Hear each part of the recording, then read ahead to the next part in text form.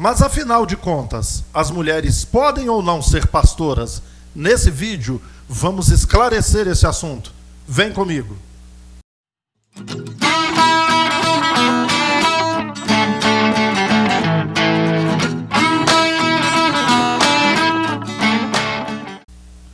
Eu sou o pastor Carlos Guimarães, pastor e teólogo, e este é o seu canal IBN Templo da Restauração, um canal destinado a esclarecer assuntos como estes e também trazer o verdadeiro evangelho, o evangelho deixado por Jesus Cristo e por seus apóstolos na sua palavra, na palavra de Deus. E eu quero aproveitar a oportunidade de fazer um pedido. Você que ainda não é inscrito no nosso canal, por favor, se inscreva. E sempre que assistir conteúdos nossos, deixe o seu like, deixe comentários. Nos comentários você também pode fazer perguntas, você pode deixar as suas dúvidas e também sugestões para outros programas como esse. E é importante também que você compartilhe o nosso conteúdo com os seus contatos, com as pessoas a quem você conhece.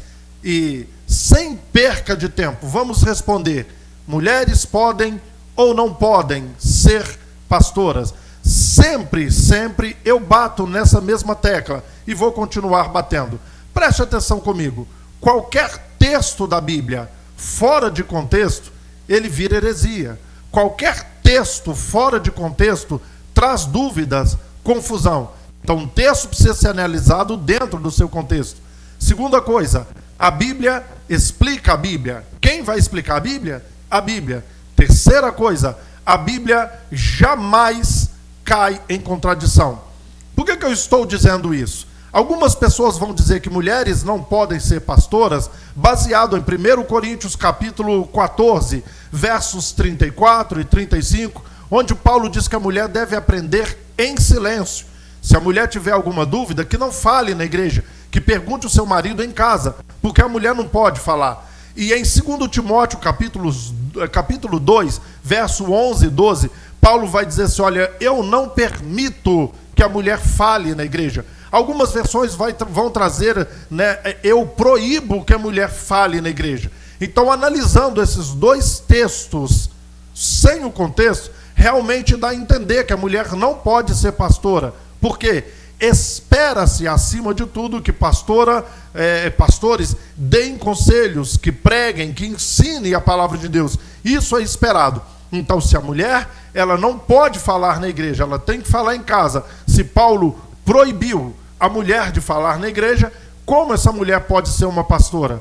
Mas, como eu disse, a Bíblia explica a Bíblia e a Bíblia não cai em contradição. E nós temos que ver o contexto, a Bíblia como um todo. Essa mesma Bíblia, onde fala 1 Coríntios 14, que a mulher tem que ficar em silêncio na igreja, 3 capítulos antes, no capítulo 11, versos 5 e 13, se não me falha a memória, Paulo vai dizer assim: toda mulher que ora e profetiza deve ter a cabeça coberta. Toda mulher que ora e profetiza deve ter um véu sobre a sua cabeça. Ora, orar e profetizar é falar na igreja. Estaria caindo o texto em contradição? Só mais uma coisinha aqui, a nota de esclarecimento. Existem as palavras proféticas vindas de Deus através da pessoa do Espírito Santo? Sim, existem. Mas a grande maioria das vezes que o Novo Testamento fala de profetizar, o termo grego é profetes, que significa alguém que interpreta a fala de uma pessoa para outra pessoa. A Bíblia é a palavra de Deus. A Bíblia é a fala de Deus. Quando eu abro a Bíblia, leio e interpreto as palavras de Deus para outras pessoas, eu estou profetizando. Esse é o dom de profeta em Efésios 4:11. Aquele que interpreta a palavra de Deus para outras pessoas, ou seja, o pregador. Então, portanto, a mulher orava e profetizava. A mulher falava em público. Como explicar? Então, 1 Coríntios, capítulo 11, versos 5 e 13, onde Paulo diz que a mulher, para falar na igreja, para profetizar na igreja, para orar na igreja, ela deve ter o véu ou o cabelo comprido, porque ela tinha que ter a cabeça coberta.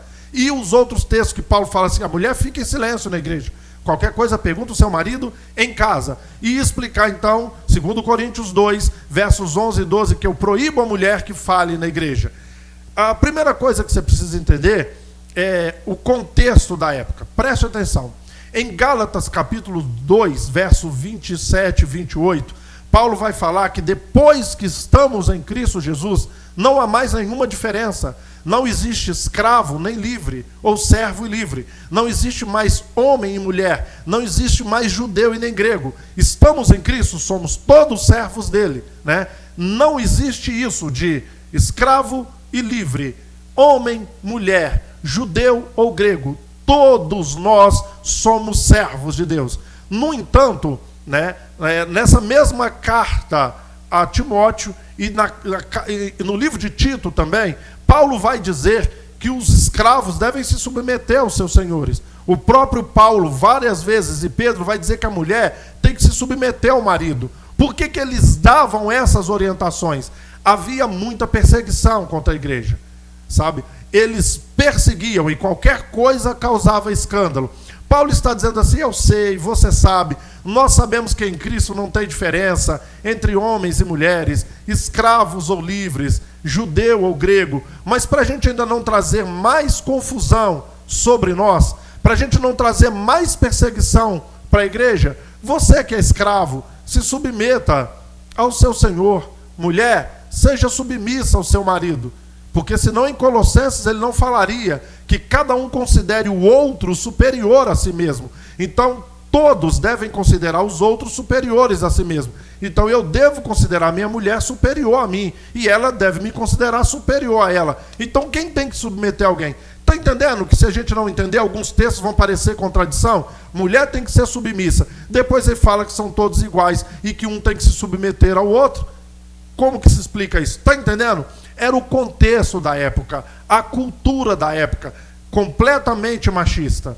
Deixa eu dizer para vocês, a mulher, ela não podia conversar com o homem em público. Lembra quando Jesus estava conversando com a mulher samaritana e os discípulos chegaram e ficaram escandalizados?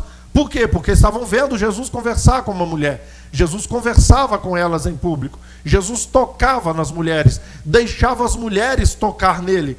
Certa vez, uma delas beijou os pés de Jesus e enxugou com os cabelos. Jesus quebra protocolos, ele quebra essas coisas. Então o que Paulo estava dizendo? Gente, não vamos trazer mais confusão para nós, não. Não vamos trazer mais confusão, ok? E isso me referindo a 2 Timóteo, capítulo 2.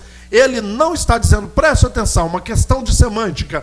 Ele não está dizendo, em todo tempo, em qualquer lugar, eu proíbo as mulheres de falar na igreja. Não. Na igreja de Éfeso, cujo Timóteo era o pastor. Timóteo, você é pastor aí em Éfeso, a coisa está muito feia, sobretudo aí na Ásia Menor, a perseguição está muito grande. Então vamos fazer o seguinte, durante um tempo,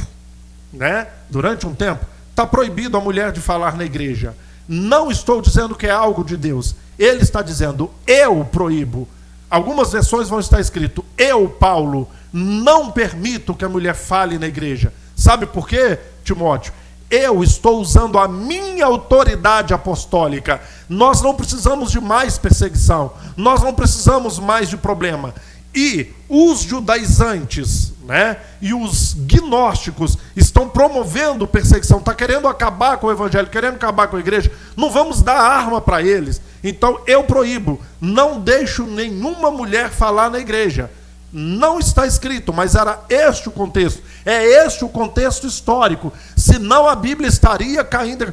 Você está colocando na boca de Paulo palavras que ele não falou. Meu querido, raciocine comigo. Se era proibido mulher falar na igreja, como que ele falou? Se você for orar e profetizar, cubra a cabeça.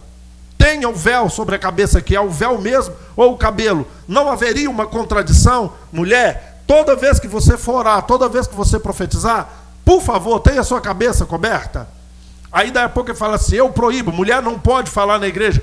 Como é que é, Paulo? Você está com algum problema aí? Você tem um transtorno bipolar? Você está meio, entendeu? É isso que está acontecendo com você? Afinal das contas, pode ou não pode? Eu não estou colocando palavras na boca de Paulo. Está entendendo isso?